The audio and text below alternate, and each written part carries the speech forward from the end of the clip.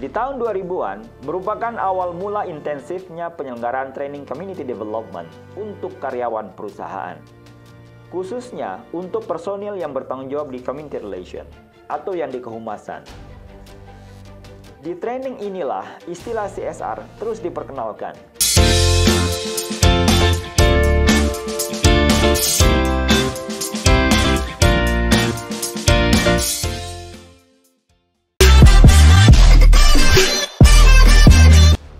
Di Indonesia, istilah CSR mulai populer sejak 1990-an, tepatnya pasca krisis moneter di tahun 1998. Kala itu, terjadi perubahan perilaku perusahaan dalam mengelola hubungan dengan pemangku kepentingan, khususnya dengan masyarakat. Sebelumnya di masa Orde Baru, perusahaan tertutup dari masyarakat, nyaris tidak ada interaksi, apalagi dialog. Pendekatan keamanan dikedepankan, jika ada konflik dengan masyarakat, aparat dikerahkan untuk meredam. Namun di era reformasi, cara-cara tersebut tidak efektif lagi meredam gejolak. Masyarakat yang sekian lama dikekang, bertindak liar menekan perusahaan, bak anak panah terlepas dari busurnya. Amat sangat cepat, tidak terkendali, dan masif. Perusahaan tidak lagi bisa berlindung di bawah aparat. Karena itu, perusahaan mengubah pendekatannya. Komunikasi dengan masyarakat mulai dibangun, mulai peduli, namun masih gagal. Masih dominan program charity alias bantuan secara instan. Jika masyarakat menuntut pembangunan jembatan, perusahaan memberi. Butuh untuk rumah ibadah, perusahaan memberi.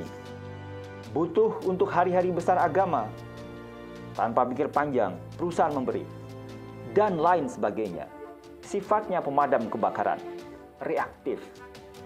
Rupanya, pendekatan instan atau pemadam kebakaran tidak efektif meredam gejolak. Mulailah kemudian diperkenalkan pendekatan community development, yaitu sebuah pendekatan pemberdayaan terhadap komunitas untuk membangun kemandirian. Perusahaan menyadari bahwa konflik yang terjadi dengan masyarakat karena ketidakadilan dan kesenjangan. Dikala perusahaan tumbuh maju, masyarakat justru terpinggirkan, tidak ikut tumbuh maju bersama mereka. Harusnya sama-sama maju, sama-sama tumbuh berkembang. Ditinjau dari sudut community development, maka yang berdaya harus membantu yang tidak berdaya. Perusahaan yang berdaya membantu masyarakat sekitar yang tidak berdaya. Itulah kemudian yang melahirkan program-program community empowerment, baik dari aspek ekonomi, sosial, dan lingkungan.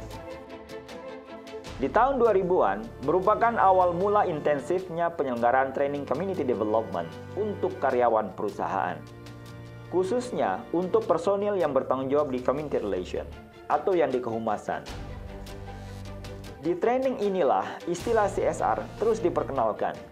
Di samping melalui sejumlah artikel yang ditulis oleh para penggiat sosial dan yang berlatar belakang ilmu-ilmu sosial. Istilah CSR disandingkan sejajar dengan CD atau Comdev sebagai singkatan dari Community Development. Seolah-olah CSR adalah kata lain dari CD. Dari sinilah penyempitan makna CSR terjadi, menyimpang dari konsep CSR global. Kita tidak akan menemukan istilah CSR dihubungkan dengan isu-isu pengelolaan lingkungan, safety, praktek tenaga kerjaan, procurement, hingga pengelolaan konsumen. Meskipun regulasi di Indonesia sudah cukup berkembang di dalam merespon isu CSR di luar community development. Namun, karena istilah CSR datangnya belakangan, maka CSR di isu-isu lain selain CD dimaknai terpisah. Baik oleh pemerintah, swasta, dan pemangku kepentingan lainnya. Pada tahun 2007, negara menetapkan Undang-Undang Nomor 40 tentang kewajiban perseroan terbatas. Pasal 1 nomor 3 Undang-Undang ini mendefinisikan CSR dalam istilah tanggung jawab sosial dan lingkungan atau disingkat dengan TJSL. Undang-undang ini diturunkan ke dalam Peraturan Pemerintah Nomor 47 Tahun 2012. Bila dilihat dari definisinya, TJSL relatif masih sejalan dengan pemahaman global. Namun dalam prakteknya, peraturan ini dipahami sebagai tanggung jawab perusahaan untuk melakukan community development. Tak hanya di pusat, Euforia meregulasi CSR ini sampai ke daerah. Mulai muncul peraturan daerah atau perda tentang CSR di berbagai provinsi dan kabupaten. Bukan hanya perda, namun sebagian diantaranya juga membentuk forum CSR yang beranggotakan perusahaan-perusahaan yang beroperasi di wilayahnya masing-masing dengan tujuan koordinasi dan optimalisasi program-program CD perusahaan untuk membantu pembangunan daerah. Sampai tahun 2016, setidaknya sudah 90 perda CSR yang diterbitkan oleh Pemda di 15 provinsi, 59 kabupaten, dan 16 kota madya, dan masih terus bertambah di tahun-tahun berikutnya. Di sisi lain, terjadi pula perkembangan yang cukup menarik bila definisi CSR mengalami reduksi, istilah sustainability justru tidak.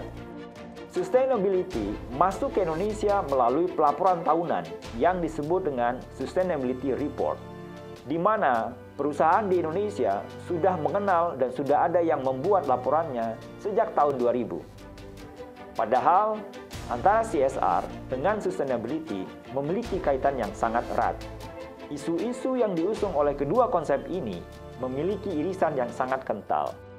Nah, kita akan bahas tentang hal ini di episode yang lain.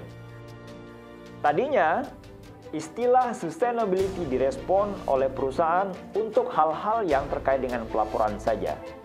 Namun, sejak dirilisnya Sustainable Development Goals atau SDGs pada tahun 2015, mulailah istilah sustainability masuk di dalam perencanaan dan implementasi dengan kemasan SDGs.